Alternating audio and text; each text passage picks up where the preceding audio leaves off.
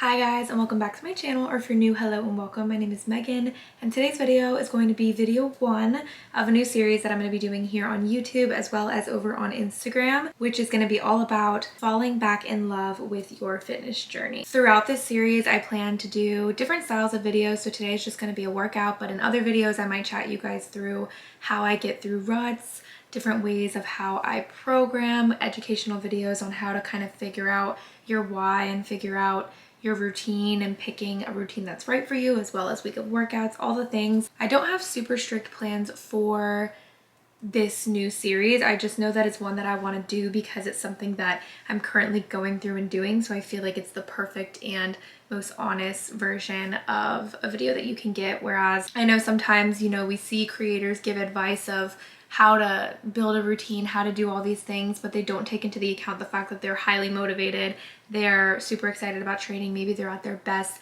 mentally, physically, emotionally. And in this series, I just kind of want to remind you guys that life is life and that sometimes that motivation isn't there. And sometimes in your fitness journey, you're not going to be excited to train. You're not going to love your routine, and you're just going to have to find ways to reshape it and remake it one that's positive for you. So my goal with this series is to help motivate you guys, but also show you guys the realistic side of the fitness journey that I feel like a lot of people just don't show online, and I'm not really sure why. I guess people are trying to promote the idea that you have to be disciplined and you have to constantly be motivated, but I also think that perpetuates this feeling of people getting discouraged when things go wrong in their journey and feeling like they're not normal for not being able to maintain something that they see everyone else doing. I just want to remind you guys that even someone like myself who shares so much on social media and is here to motivate you guys also struggles with motivation. So welcome to the series, and feel free to comment down below if you guys have any requests for this series or just in general, and I'd love to get those up for you guys. I'm re-entering my YouTube era and trying to be more present on here, especially with fitness content, just because I know that that's like what you guys gravitate most towards. So for today's video, it's not going to be anything too crazy. It's actually just going to be a come to the gym with me. It's my first session back from taking a trip. I was on vacation for around 2 weeks. I did train little bits while I was on a cruise, but they weren't true workouts. It was more just going to move my body, maybe a little treadmill, quick little circuit. It wasn't a full-on workout the way that I do at the gym because there weren't like barbells and stuff, but I think that was a really good time for me to sit down, reset, and reflect on what are my goals right now. And I'm realizing that my goals are really just to go to the gym and have a good routine, but not be strict on myself and not, have crazy strength goals that I'm trying to get or crazy numbers I'm trying to hit or even trying to be that strong at all, which is something that I feel like was hard for me to accept because that was so much of my niche coming into the fitness space when I first started. And I just really started to burn myself out, wear myself down. I suffered with a little bit of back injury at the time. And then my life has just been crazy, and I feel like I've been trying to force the strength side of things and trying to force, the strength training aspect of things, but I wasn't really enjoying that routine. And I think if you're not enjoying your routine, figure out what you would enjoy, figure out what challenges you, but also motivates you to want to keep showing up, and then reprogram and restructure for that. And I've been doing that with so many of my clients. I've had a lot of clients long term with coaching, and that's kind of what inspired me to sit down and do it for myself. But I had clients who we started with really strict strength blocks, and we got them to their goals in terms of PRs, strength, very similarly to how I feel. And then they felt a little burnt out, and I was like, guys, that's normal, that's okay. And they wanted to shift their focus to be bodybuilding. Maybe it was maintaining, maybe it was cutting down days and finding a more balanced routine for the summer. So I'm doing that, giving the grace that I give with my clients to myself, and finding a way to make a routine that also fits my lifestyle, with me traveling more than I've ever had in my entire life. Like, you guys probably are watching my videos and are like, when is she gonna sit still and be at home? And I don't know. It's just so much, and I didn't anticipate to travel this much. I love traveling, and I made it a goal for myself to travel once a month. But when I said that, I meant more like quick weekend trip. But I've been doing such long spurts of traveling, or just enough traveling to where it interferes with a week of workouts, to where I don't feel like I've had a good routine at all. So I'm really just trying to build routines that I can still maintain whilst traveling, and also learning to kind of have a healthy balance of sometimes working out when traveling if it's a longer period of time, which I used to not do. So we're figuring it out. But today's video, we're going to the gym together. First workout back from vacation. We're doing a lower body focused, kind of a hybrid conditioning strength day. very different than my typical style of training before. If you guys watched my videos before, I wanted to try new things. Truthfully, like I was just bored and I want to try new things, trying things with new tempos, going lighter on weights and doing maybe more things with bands, doing more things where I have to focus on form, power, balance, just so that I have to focus on what I'm doing and therefore aren't just going through the motions every week, which I feel like I was doing before. So I'm very excited to take you guys through this. And once I have time to film and give you guys a full week of workouts, you guys will see the new split I wrote for myself. And I'm so excited to do it and to give it to you guys to also be able to try it. So stay tuned, but let's just hop into this leg day.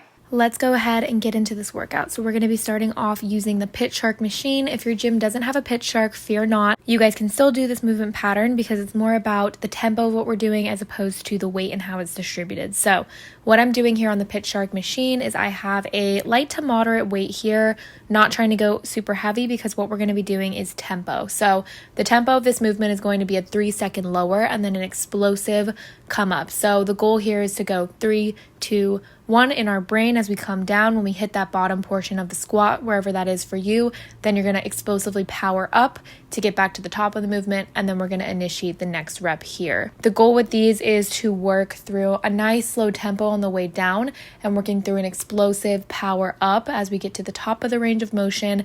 Again, just as a shift and a change. If you prefer just doing normal squats with normal pace, that's fine.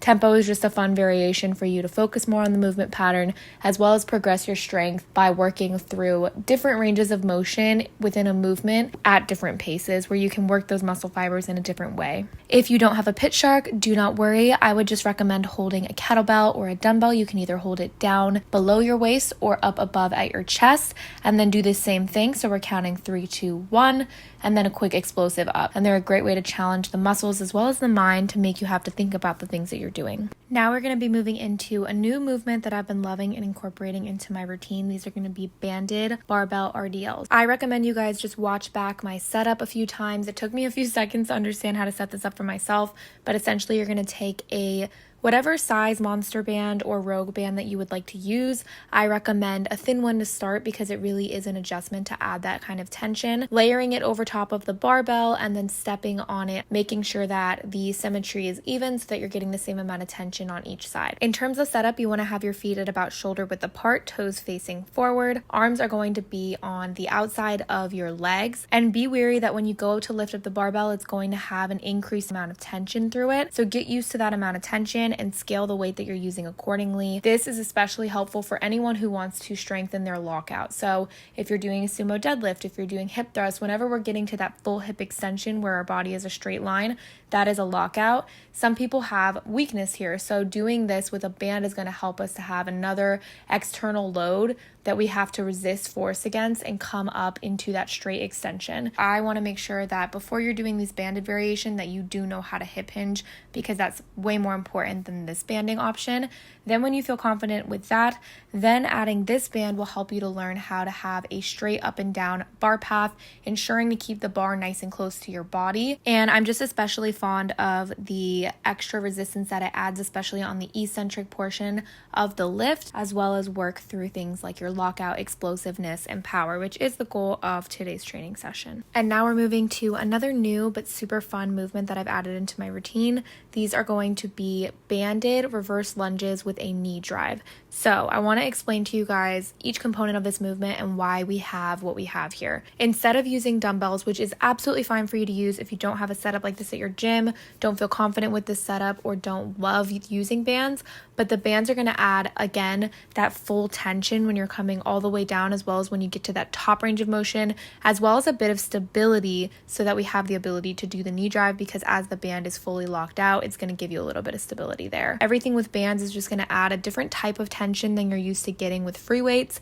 It's not to say it's better or worse, it's just different, and sometimes that's a better stimulus for you. Then what we're doing is a typical reverse lunge. So hinging back a little bit at the hips, bringing that back foot down, coming up explosively from that reverse lunge and immediately driving that back leg up into a knee drive. Knee drives and any type of movement that involves a march is going to help and recruit our hip flexor muscles. Next, we're going into one of the most criminal exercises ever invented, which are prisoner holds. We often give these to clients at my PT job that I'm working at, and it is so killer. So the goal of this is to hold a static reverse lunge in an isometric hold. So the goal with this is, instead of constantly being in motion, we are going to fatigue the muscles by staying in one contracted position until it gives out. So here what we're doing is we're going into a reverse lunge, holding it. I like to do this weighted to start, and then once I feel like I can't hold the weights anymore, I drop the weights and then I go straight into arms above the head like you would if you were a prisoner. That's why it's called prisoner hold.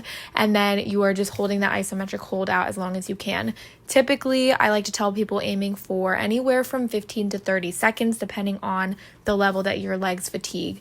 This will be hard, you will be shaking, but it will be a great isometric way to work those quads. And last but not least, we're finishing off with kettlebell swings. For these, I like to do higher reps and a moderate weight, just because I feel like it takes a little time to get the flow of the movement and you want to maintain that flow. So here what I'm doing is I'm hinging and powering back with the hips. Your arms are holding the weight, but that's all they're doing. They're not powering the movement and they're not throwing the dumbbell up for you. Hinging back at the hips like you would in RDL and then explosively locking out. Think of what you would do at the top of a hip thrust. Those in combination are going to make a very powerful kettlebell swing. Alrighty, you guys, that is going to conclude today's workout, and I'm just super excited to be starting up this series, starting up just getting more fitness content up for you guys, because I know you guys love the vlogs too, but I also know that this is helpful for you guys, and it's something that I've missed doing, but kind of like I mentioned before, it was hard for me to feel like I could motivate you guys and like educate you guys and help you guys when I myself wasn't motivated and wasn't really putting my all into fitness. So it was something that I had to take a step back from and then get repassionate about and get my mind right and feel like, okay, I'm ready to get back into it now, and I'm ready to start a series about getting back on track and just be real with you guys, but also be honest with you guys about what it takes to get to where we need to be. So it's going to be a time of us following through and just showing up for ourselves, but also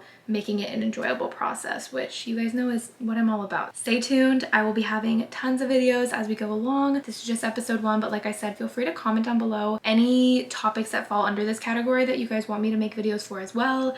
And then you guys can follow along on Instagram. On Instagram, I'm gonna probably make reels kind of chatting about this, maybe some feed posts. I'm trying to spice up and change my Instagram content. I just feel a little burnt out over there too. So stay tuned and you'll just have to see what I end up doing. And stay tuned as well, because I have a very exciting trip coming up, and I'll give you guys one hint.